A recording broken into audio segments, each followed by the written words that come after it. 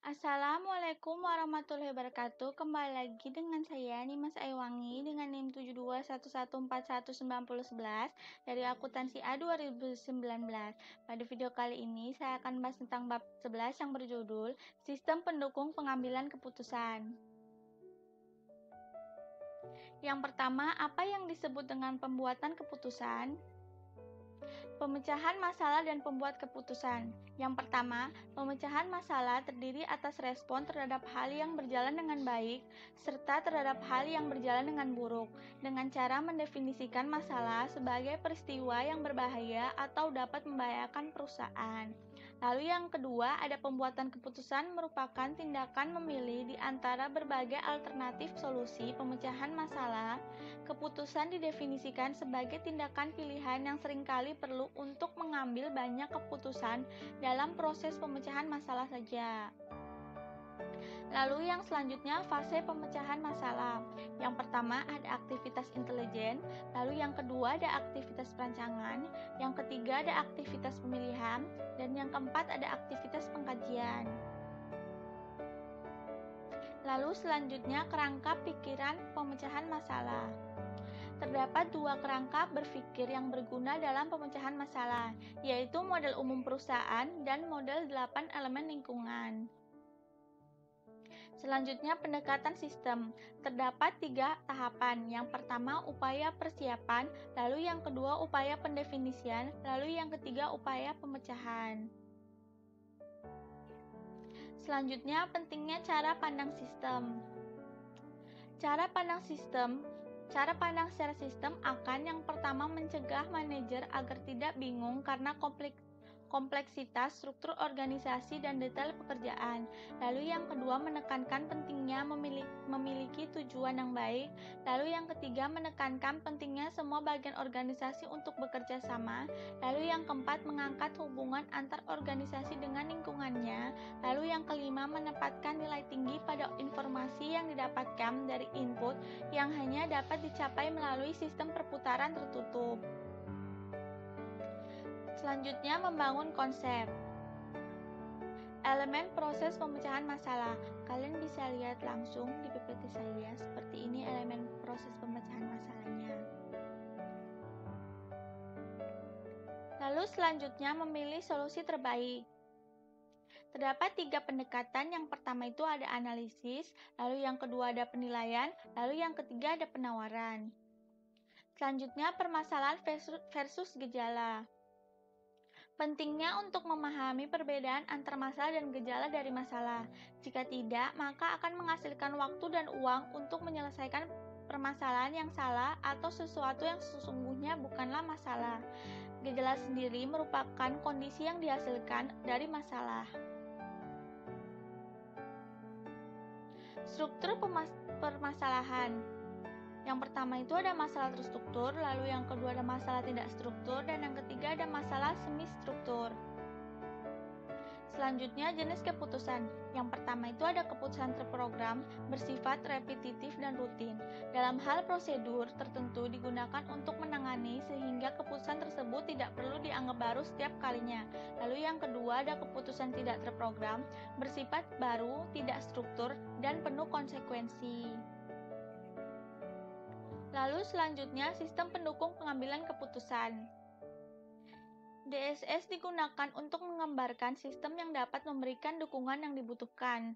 Istilah DSS tetap digunakan untuk mendeskripsikan sistem yang didesain untuk membantu manajer memecahkan masalah.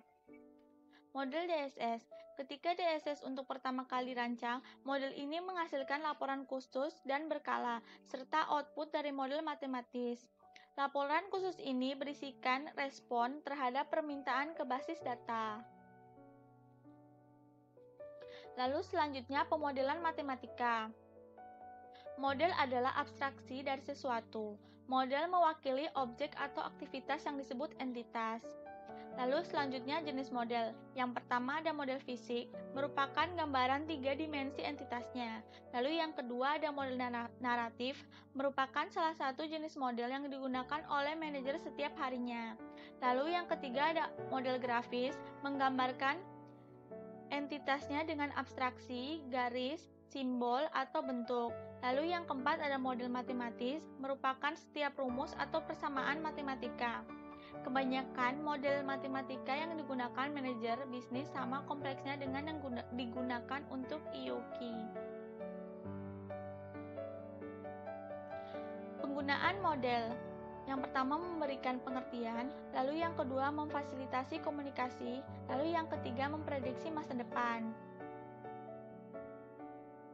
Lalu selanjutnya kelas model matematis. Yang pertama ada model statis atau dimensi. Model statis tidak melibatkan waktu sebagai salah satu variabel. Kalau model dinamis menggambarkan perilaku entitas seiring dengan waktu, seperti bergerak atau film. Lalu yang kedua model probabilitas atau deterministik. Probabilitas adalah kesempatan bahwa sesuatu akan terjadi. Model yang tidak melibatkan probabilitas, maka model tersebut adalah model deterministik. Lalu yang ketiga ada model optimasi atau suboptimasi. Model optimasi merupakan model yang memiliki solusi terbaik dari berbagai alternatif yang ditampilkan. Model suboptimasi atau yang biasa disebut model pemuas. Selanjutnya teknik simulasi. Manajer biasanya melakukan model optimasi hanya sekali.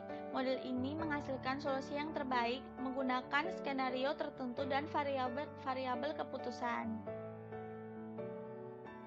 Lalu selanjutnya contoh pemodelan.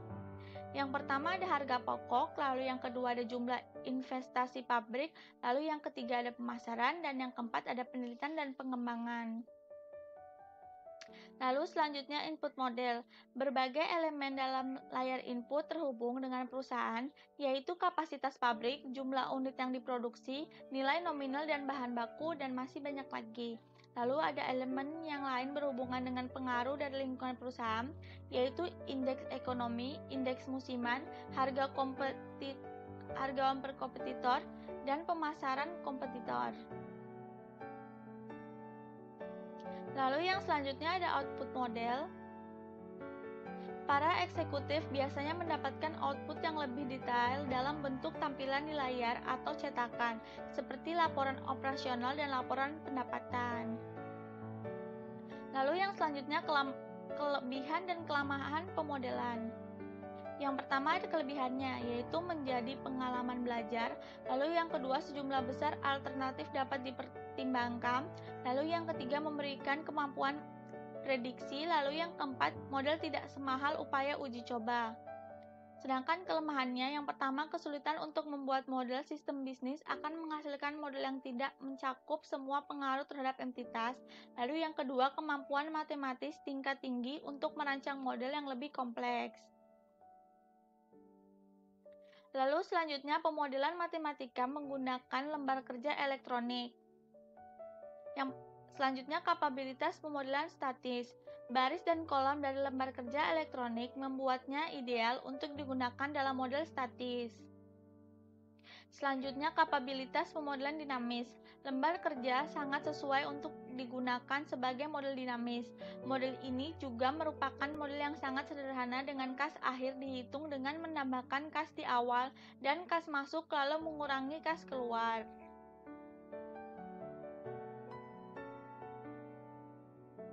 Lalu selanjutnya memainkan peran bagaimana jika. Lembar kerja berguna untuk memainkan peran bagaimana jika, di mana pemecahan masalah memanipulasi satu atau lebih variabel untuk melihat dampak dari hasil simulasi. Lalu yang selanjutnya antar model lembar kerja. Ketika menggunakan lembar kerja sebagai model matematika, pengguna dapat memasukkan data atau membuat perubahan secara langsung pada sel lembar kerja atau dapat menggunakan antarmuka pengguna grafis.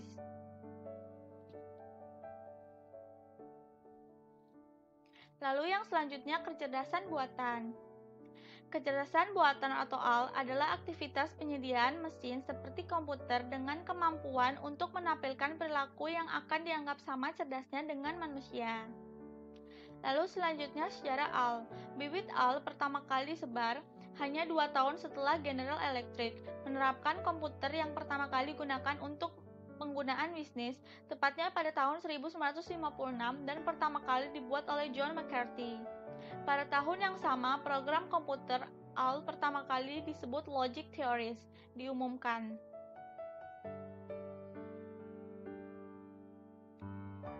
Lalu selanjutnya wilayah AL. Yang pertama, sistem pakar merupakan program komputer yang berusaha untuk mewakili pengetahuan keahlian manusia dalam bentuk heuristik.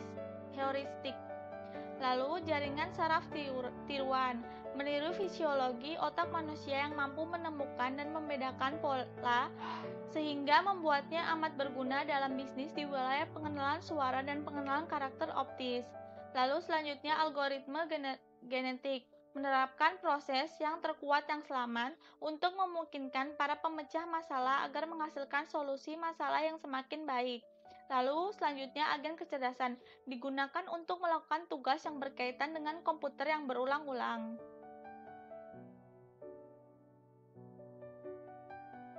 Lalu selanjutnya daya tarik sistem pakar.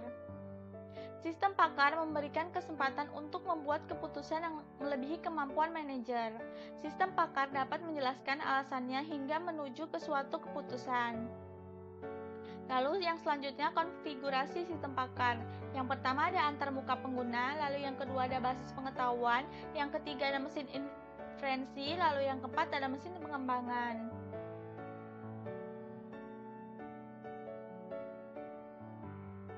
Selanjutnya, sistem pendukung pengambilan keputusan kelompok. Yang konsep GDSS. GDSS adalah sistem berbasis komputer yang membantu sekelompok orang melakukan tugas yang sama dengan memberikan antarmuka untuk digunakan bersama. Lalu yang selanjutnya bagaimana GDSS membantu pemecahan masalah. Asumsi yang mendasari GDSS adalah komunikasi yang lebih baik memungkinkan dibuatnya keputusan yang lebih baik. Lalu selanjutnya letak lingkungan GDSS. Yang pertama ada ruang keputusan, lalu yang kedua ada jaringan keputusan wilayah lokal, lalu yang ketiga ada sesi legislatif, lalu yang keempat ada konferensi yang dimediasi komputer. Lalu selanjutnya meletakkan DSS pada tempatnya.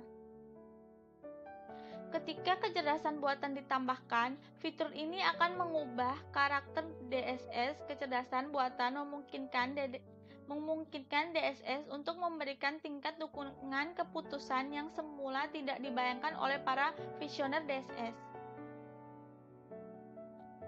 Sekian dari presentasi saya. Mohon maaf bila ada salah-salah kata atau penulisan.